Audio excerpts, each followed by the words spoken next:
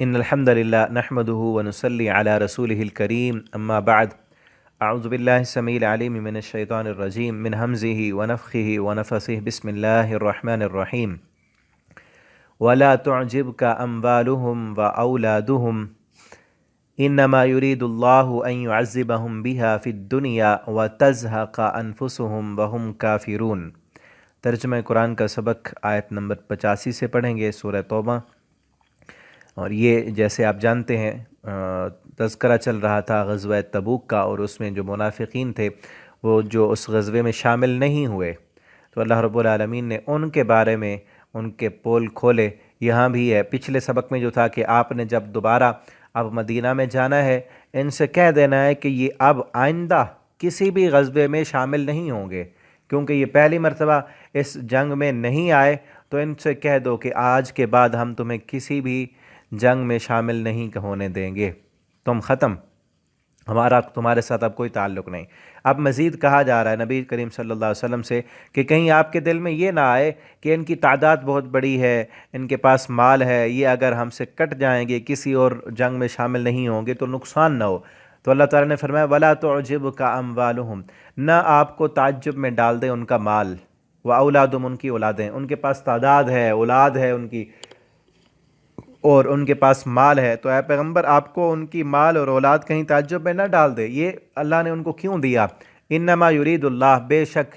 اللہ چاہتا ہے، ان یعذبہم، کہ وہ عذاب دے ان کو، بہا، اس کے ساتھ، اس مال اور اولاد کے ساتھ ان کو دنیا میں سزا دے، فی الدنیا، دنیا میں، وتزہق، اور نکلیں، انفسہم، ان کی جانیں، وہم کافرون، اس حال میں کہ وہ کافر ہوں۔ اللہ نے مال، اولاد، رزق کی فراوانیاں، یہ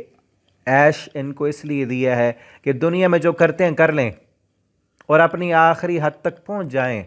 ان پر حجت تمام ہو جائے، اور اس حال میں کہ ان کی روحیں نکلیں، یہ کافر ہوں، پھر ہمیشہ کے لیے ابدی جہنم میں یہ ڈال دیے جائیں، کیونکہ انہوں نے اللہ اور اس کے رسول کی مخالفت کی، اور کئی ان کے پاس مواقع آئے اسلام قبول کرنے کے، دل کے اندر جو صلاحیت ہوتی ہے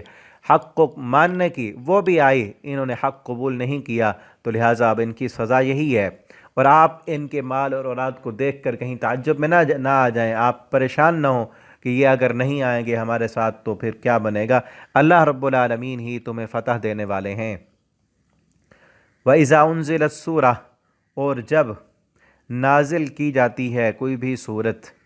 ان آمینوا باللہ، کہ تم ایمان لاؤ اللہ کے ساتھ، وجاہدوا، اور جہاد کرو تم، مع رسول ہی، اس کے رسول صلی اللہ علیہ وسلم کے ساتھ، استأذنک، اجازت طلب کرتے ہیں آپ سے، اولو الطول منہم، وسعت والے صاحب مال لوگ ان میں سے، وقالو، اور وہ کہتے ہیں، ذرنا، چھوڑ دیجئے ہمیں، نکم مع القائدین، اور ہم ہو جائیں پیچھے رہنے والوں کے ساتھ، جو پیچھے رہنے والے بچے، عورتیں جو جنگ میں نہیں جاتے، تو ان کے وسعت والے لوگ جن کے پاس پیسہ ہے، راستے کا خرچ موجود ہے، سواریاں ہیں، سب کچھ ہے، وہ جا سکتے ہیں، وہ نہیں جاتے، وہ آپ کے پاس آ کر اجازت مانگتے ہیں کہ ہمیں بھی اجازت دو، جس طرح بوڑھے مرد پیچھے بیٹھے رہتے ہیں، عورتیں بیٹھے رہتی ہیں، بچے بیٹھے رہتے ہیں، وہ جنگ میں نہیں جاتے، ہم بھی ان کے ساتھ ہی بیٹھے رہیں۔ رضو، اور وہ راضی ہو گئے، بِأَن یکونوا، کہ ہوں وہ، مع الخوالف، پیچھے رہنے والیوں کے ساتھ، پیچھے رہنے والی عورتیں، جس طرح عورتیں بھی، یہ ان کی توہین آمیز لہجے میں بات ہے کہ جس طرح عورتیں پیچھے رہتی ہیں یہ عورتوں کی طرح بننا چاہتے ہیں، وَطُبِعَ، اور مہر لگا دی گئی ہے، عَلَىٰ قُلُوبِهِمْ، ان کے دلوں پر، فَهُمْ لَا يَفْقَهُونَ، پس وہ نہیں سمجھتے، انہیں اب سمجھ نہیں آتی کہ جو کر رہے ہیں اپنی آخرت کا نقصان کر رہے ہیں، اسی میں ان کا جو ہے دنیا و آخرت تباہ ہو جائے گی ان کو یہ سمجھ نہیں آتی، وہ اس پر خوش ہیں کہ ہم پیچھے رہ گئے، ہم بچ گئے، اتنا لمبا سفر نہ کرنا پڑا، مشکلات سے بچ گئے، اور ہم نے اپنی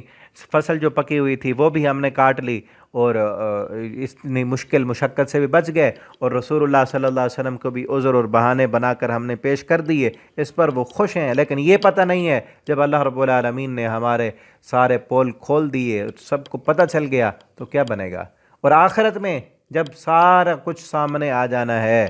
اصل تو وہ دن ہے، اس دن کی رسوائی سے کیسے بچیں گے، یہ بات سمجھ نہیں آتی انہیں، کیونکہ ان کے دلوں پر مہر لگ چکی ہے۔ لیکن الرسول،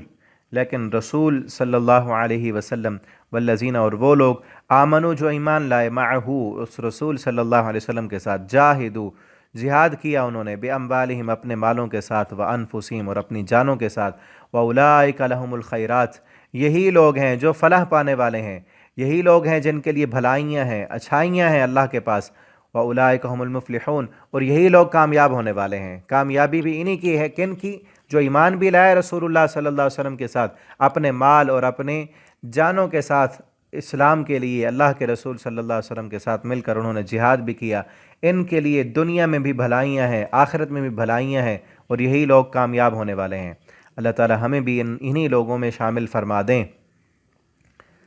اعد اللہ لہم تیار کیا اللہ نے ان لوگوں کے لیے، جنات باغات، تجری من تحتها الانہار کہ جن کے نیچے نہریں بہہ رہی ہیں، خالدین فیہا ہمیشہ رہیں گے وہ ان میں، ذالک الفوز العظیم یہ کامیابی ہے بہت بڑی، یہ اصل کامیابی ہے۔ اس کامیابی کے لیے تیاری کریں، اس کے لیے کوشش کریں، اللہ سے دعائیں کریں کہ اللہ ہمیں یہ کامیابی عطا کر دے۔ ہم میں سے ہر انسان نے اپنے اپنے ذہن میں کامیابی کے اپنے اپنے معیار جو ہے وہ سیٹ کیے ہوئے ہیں۔ کوئی بڑی ڈگری لینے کو کامیابی سمجھتا ہے، کوئی سیاست میں اعلیٰ مقام لینے کو کامیابی سمجھتا ہے، کوئی بینک بیلنس بڑھ جائے اور جو ہے مکان اچھا بن جائے، دنیا میں مقام ہو، شہرت ہو، عزت ہو، پیسہ ہو، گاڑیاں ہوں، ٹھیک ہے نا، آگے پیچھے لوگ ہوں، سیاست ہو، ان کو کامیابی سمجھتے ہیں لوگ۔ کامیابی یہ نہیں ہے، کامیابی یہ ہے کہ یہ جنت مل جائے، انسان جہنم سے بچ جائے، آخرت میں، آخرت کے امتحان میں کامیاب ہو جائے، یہ اصل کامیابی ہے۔ اس کے لیے کوشش کریں، اور اس کے لیے کوشش کیا ہے؟ جس طرح آپ قرآن پڑھ رہے ہیں، اس قرآن کو پڑھیں، یہ قرآن ہی آخرت کی تیاری کراتا ہے۔ حدیث کو پڑھیں اور اس کے مطابق پھر اپنی زندگی بنانے کی کوشش کریں،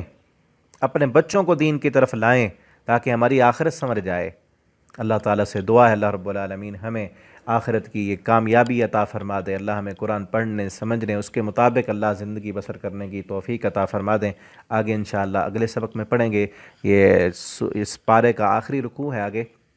آپ نے اگر آن لائن پڑھنا ہو یا اپنے بچوں کو پڑھانا ہو تو آپ نیچے واٹس ایپ نمبر لکھا ہے، رابطہ کر سکتے ہیں۔ اللہ تعالیٰ ہم سب کے حامی و ناصر ہوں۔ السلام علیکم ورحمۃ اللہ۔